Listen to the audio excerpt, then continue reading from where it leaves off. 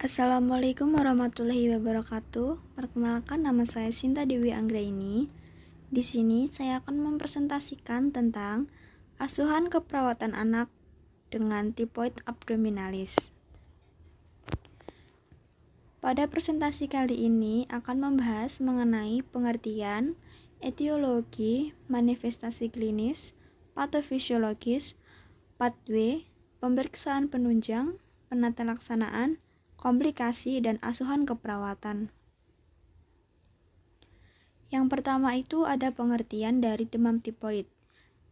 Demam tipoid atau tipus abdominalis adalah penyakit infeksi akut yang biasanya mengenai saluran pencernaan dengan gejala demam lebih dari 7 hari.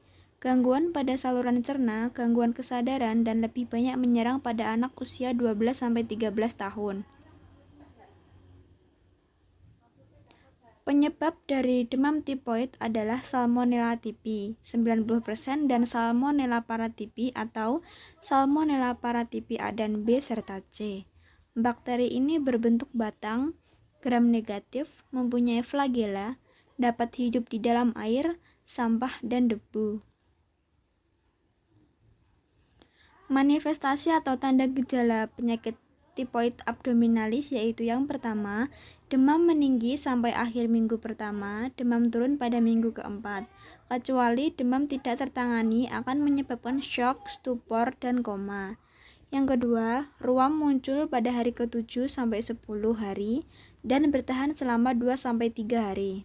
Yang ketiga, nyeri kepala dan nyeri perut. Yang keempat, kembung, mual muntah, dan konstipasi. Yang kelima, epiktaksis. Yang keenam, dapat timbul gejala yang tidak tipikal terutama pada bayi muda sebagai penyakit demam akut dengan disertai shock dan hipotermia.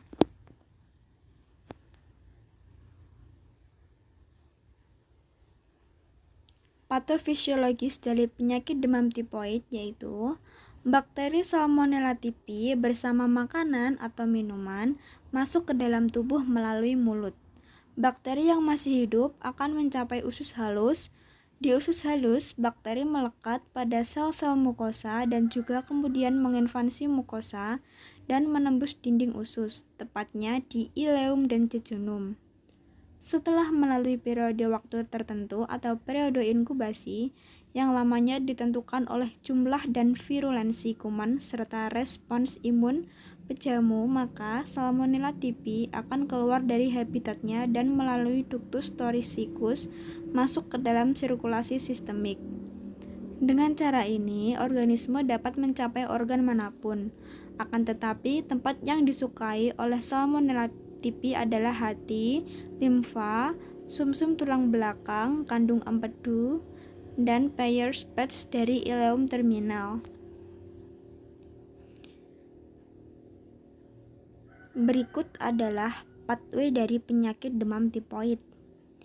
Yang pertama itu penyebab tipoid Bacillus Salmonella typhi kemudian menginfeksi saluran pencernaan sehingga menimbulkan demam dan hipertermi, lalu terdiagnosa tipes abdominalis.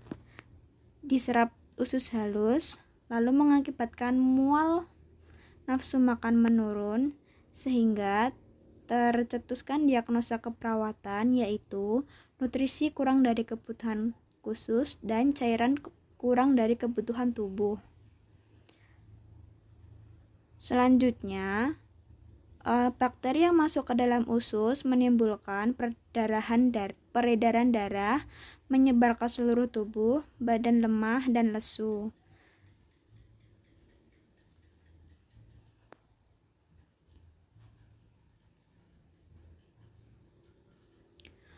Pemeriksaan penunjang pada pasien demam tipoid yaitu yang pertama, pemeriksaan darah perifer, pemeriksaan SGOT dan SGPT, pemeriksaan uji Widal untuk mendeteksi adanya antibodi terhadap bakteri Salmonella typhi. Yang keempat, kultur, meliputi kultur darah bisa positif pada minggu pertama, kultur urin bisa positif pada akhir minggu kedua. Yang ketiga, kultur feses bisa positif dari minggu kedua hingga minggu ketiga. Pemeriksaan penunjang yang 5 yaitu anti Salmonella typhi IgM.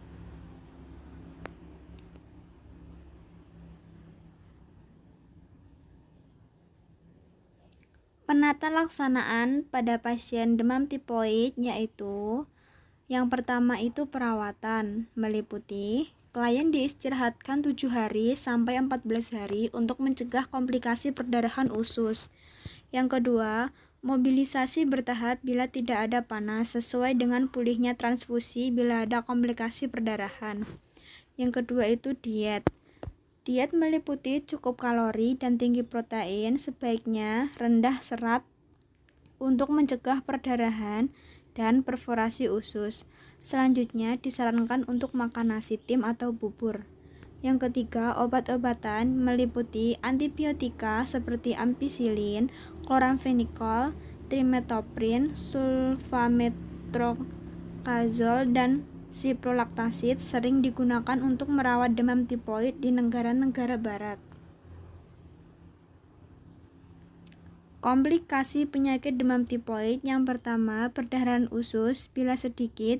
Jika perdarahan banyak, maka terjadi melena yang dapat disertai nyeri perut dengan tanda-tanda renjatan atau syok. Yang kedua, perforasi usus. Timbul biasanya pada minggu ketiga atau setelahnya dan terjadi pada bagian distal ileum. Yang ketiga, peritonitis biasanya menyertai perforasi, tetapi dapat terjadi tanpa perforasi usus. Ditemukan gejala abdomen akut yaitu nyeri perut hebat, dinding abdomen tegang, dan nyeri tekan. Yang keempat, komplikasi di luar usus.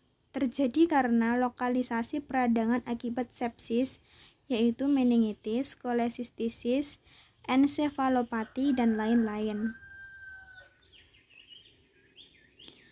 Konsep asuhan keperawatan pada pasien demam tipoid.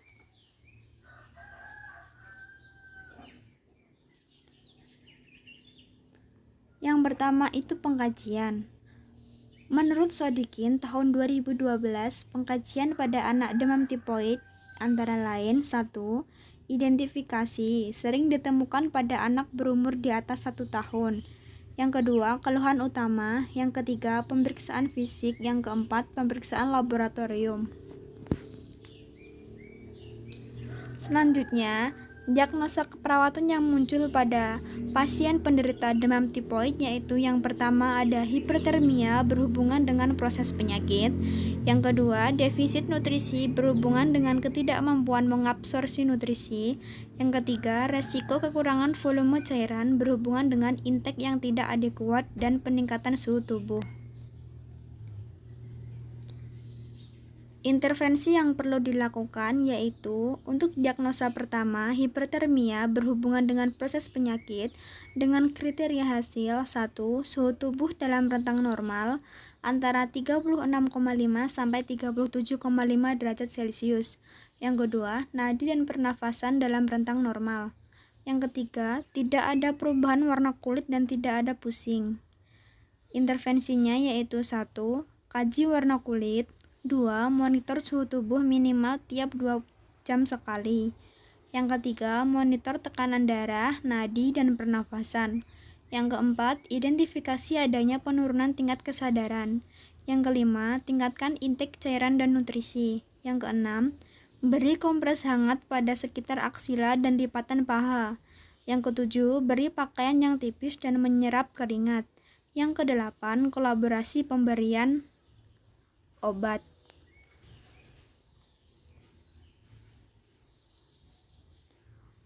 Untuk intervensi diagnosa kedua yaitu defisit nutrisi berhubungan dengan ketidakmampuan mengabsorpsi nutrisi dengan kriteria hasil adanya peningkatan berat badan. 2. Mampu mengidentifikasi kebutuhan nutrisi, tidak ada dan malnutrisi. 3. Tidak terjadi penurunan berat badan. Dengan intervensi 1. Kaji adanya alergi makanan. 2. Monitor adanya penurunan berat badan. 3. Monitor interaksi anak dengan orang tua. 4. Monitor kulit kering, turgor kulit. 5. Catat jika ada mual dan muntah. 6. Anjurkan makan sedikit tapi sering. 7. Kolaborasi dengan ahli gizi untuk menentukan jumlah kalori dan nutrisi yang dibutuhkan.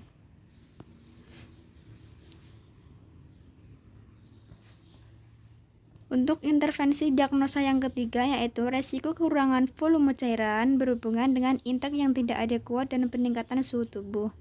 Dengan kriteria hasil 1. Tekanan darah, nadi, suhu tubuh dalam batas normal.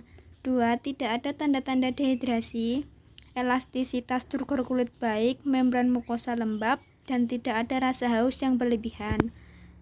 Untuk intervensinya, 1. Kaji status cairan termasuk intake dan output. 2. Monitor vital sign. 3. Monitor status dehidrasi atau kelembapan membran mukosa. 4. Dorongan keluarga untuk membantu pasien makan. 5. Kolaborasi pemberian cairan intravena.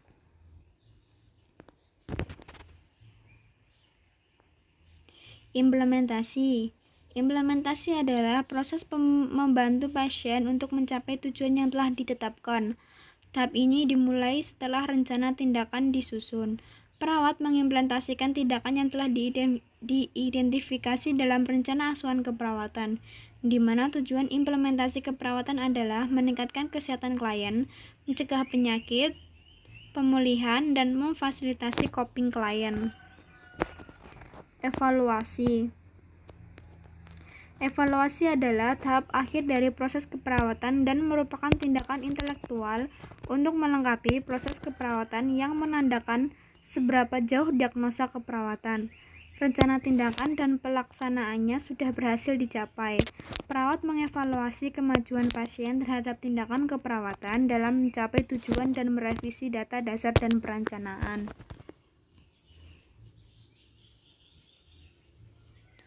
Sekian presentasi dari saya. Bila ada salah kata saya mohon maaf. Wassalamualaikum warahmatullahi wabarakatuh.